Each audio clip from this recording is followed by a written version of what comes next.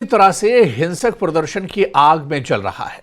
दावा किया जा रहा है कि ईरान पर राउंड 2 हमला हो चुका है, जिसमें पहला राउंड है ईरान को आर्थिक युद्ध में जलाकर तबाह करना और दूसरा राउंड है रूस को ईरान से मिल रहे बेइंतहा हथियारों की खेप को रोकना ताकि रूस को यूक्रेनी जंग हराई जा सके।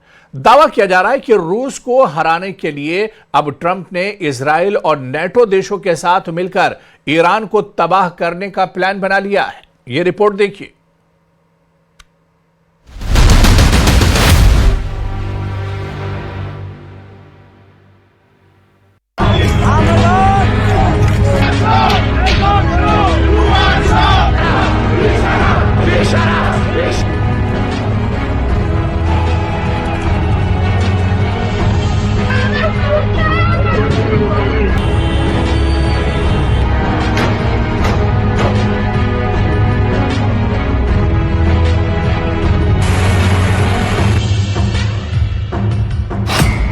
चल रहा है ईरान, अब हारेगा रूस।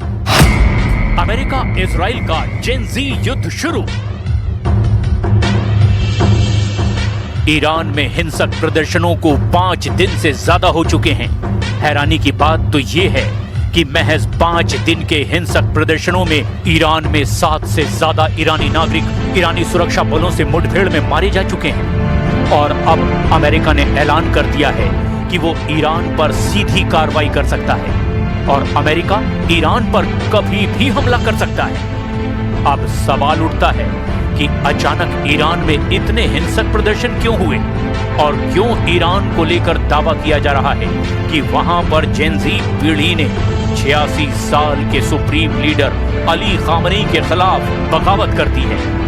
कुछ एक्सपर्ट्स ने ईरान में बगावती आंदोलन को लेकर दावा किया है कि रूस की ईरानी ताकत को कमजोर करने और पुतिन की ओर से ईरान को मिल रहे समर्थन को खत्म करने के लिए इजराइल की मोसाद और अमेरिका और पश्चिमी देशों के खुफिया एजेंसियों ने यह पूरा खेल खेला है। दावा किया जा रहा है कि अगर ईरान के सुप्रीम लीडर अली खामनेई का तख्ता पलट हो गया तो रूस को ईरानी हथियार की अंधाधुंध सप्लाई खत्म हो जाएगी। यही वजह है कि ईरान अमेरिका, इजराइल और पश्चिमी देशों के खुफिया एजेंसियों के टारगेट पर है।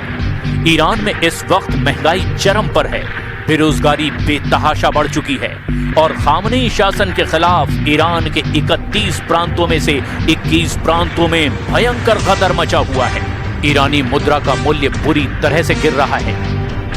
एक अमेरिकी डॉलर के मुकाबले ईरानी रियाल की कीमत 14,50,000 रियाल हो चुकी है।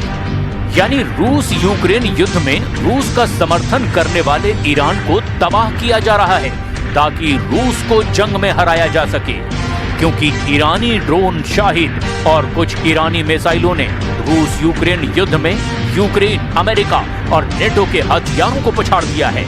लेकिन जो कुछ चल रहा है इसकी शुरुआत हम करते हैं ईरान में चल रहे प्रदर्शनों से, जहां अब अमेरिका भी ईरान पर हमले की तैयारी में जुट गया है। खामनेई का तख्ता पलट, हमले को तैयार अमेरिका। चलते ईरान के ताजा हालातों को देखकर विश्व भर की मीडिया में खलबली मची हुई है। ईरान पर अमेरिकी सैन्य कार्रवाई को लेकर गर्मा गर्म खबरें चल रही है। राष्ट्रपति डोनाल्ड ट्रंप ने हाल ही में इजरायली पीएम नेतन्याहू से मुलाकात के बाद कहा है कि यदि ईरान अपने परमाणु या मिसाइल कार्यक्रमों को दोबारा शुरू करने की कोशिश करता है तो अमेरिका ईरान को पूरी तरह से तबाह कर देगा। ट्रंप ने ताजा बयान में कहा कि अगर ईरानी सरकार ने शांतिपूर्ण प्रदर्शनकारियों पर गोली चलाई और उन्हें हिंसक तरीके से कुचला तो फिर अमेरिका चुप नहीं बैठेगा। राष्ट्रपति डोनाल्ड ट्रंप ने अपने social media site truth social पर लिखा कि अगर ईरान शांतिपूर्ण प्रदर्शनकारियों पर गोली चलाता है और हिंसक तरीके से उनकी हत्या करता है, जैसा कि उनकी आदत रही है, तो फिर अमेरिका उन्हें बचाने आएगा। हम पूरी तरह से तैयार हैं। ट्रंप की ये चेतावनी ऐसे वक्त में आई है जब ईरान के कई शहर पिछले 5 दिनों से हिंसक प्रदर्शनों की चपेट में हैं। ट्रंप की धमकी पर ईरान की तरफ से भी पलटवार किया गया है। ईरान के राष्ट्रपति मसूद पजेश्कियन ने कहा ईरान पर किसी भी दमनकारी आक्रमण का जवाब इतना खतरनाक होगा कि हमला करने वाले को पछतावा होगा। पेजेश्कियन ने कहा कि ईरान के खिलाफ एक तरह से पूर्ण युद्ध शुरू होने वाला है। उन्होंने कहा कि ईरान इस समय अमेरिका, इजराइल और यूरोप के साथ एक बड़े पैमाने की जंग का सामना कर रहा है, जो कि आर्थिक और सुरक्षा दोनों मोर्चों पर है। 1980 के दशक के ईरान इराक युद्ध का उदाहरण देते हुए ईरान के राष्ट्रपति मसूद पेजेश्कियन ने अपने दुश्मनों को धमकी दी और कहा कि मौजूदा दबाव भले ही उससे भी ज्यादा है, लेकिन ईरान किसी भी धौंस के आगे नहीं झुकेगा। मीडिया रिपोर्ट्स के मुताबिक 2025 में हुए सीमित हमलों के बाद अब 2026 में अमेरिका और इजराइल राउंड 2 हमलों की योजना बना रहे हैं। ट्रंप ने स्पष्ट किया कि वे इस बार ईंधन और समय बर्बाद नहीं करेंगे, बल्कि निर्णायक हमला करेंगे। Now I hear that Iran is trying to build up again, and if they are, we're going to have to knock them down. We'll knock them down. We'll knock the hell out of them. کاری که امروز اسرائیل و آمریکا در دنیا به اسم تمدن و دموکراسی و دفاع از آزادی دارن با ظلم و ستم در جامعه نشون میدن.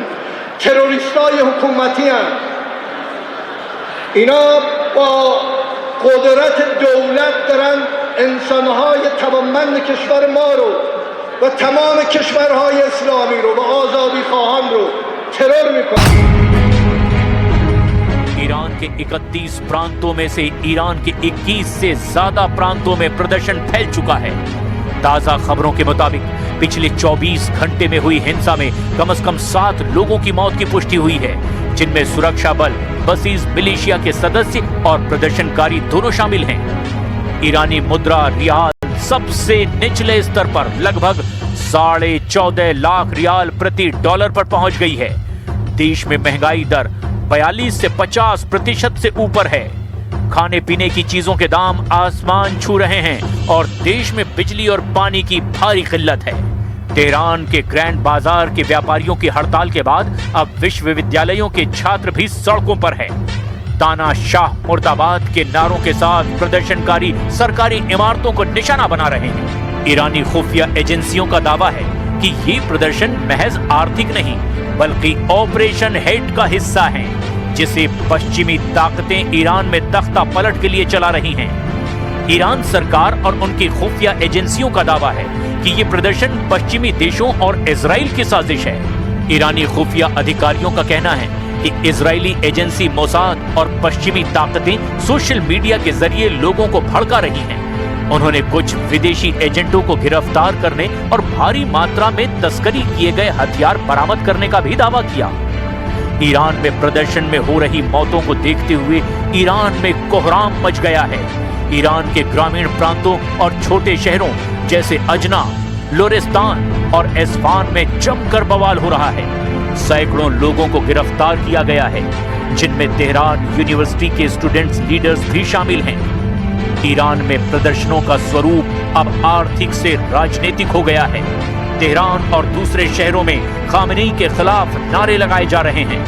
तानाशाह मुर्दाबाद और Khamenei मुर्दाबाद के नारे लग रहे हैं। ईरानी Gen Z प्रदर्शनकारियों ने इलाके के गवर्नर ऑफिस, मस्जिद, मार्टर्स फाउंडेशन, टाउन हॉल और बैंक की बिल्डिंगों पर पत्थर फेंके हैं। जवाब में ईरानी पुलिस ने आंसू गैस के गोले दागे हैं।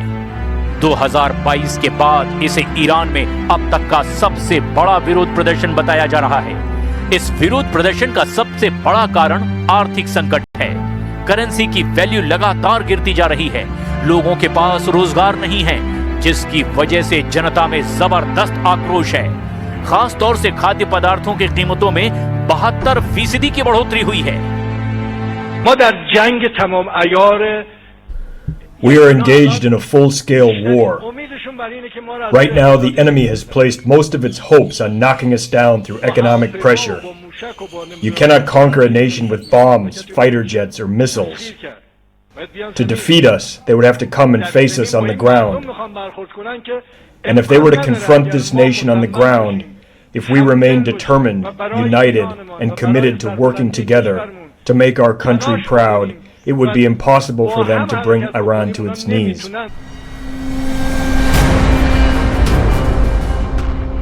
सबसे गंभीर हिंसा तेहरान के दक्षिण पश्चिम में स्थित अजना और लोर्देगान शहरों में देखी गई। यहाँ प्रदर्शनकारियों और सुरक्षा बलों के बीच सीधी गोलीबारी की खबरें आई है। ईरान की खुफिया एजेंसियों का दावा है कि उन्होंने 100 से भी ज्यादा तस्करी किए गए हथियार जब्त किए हैं। ईरानी सरकार इन प्रदर्शनों को विदेशी साजिश और आर्थिक आतंकवाद बता रही है।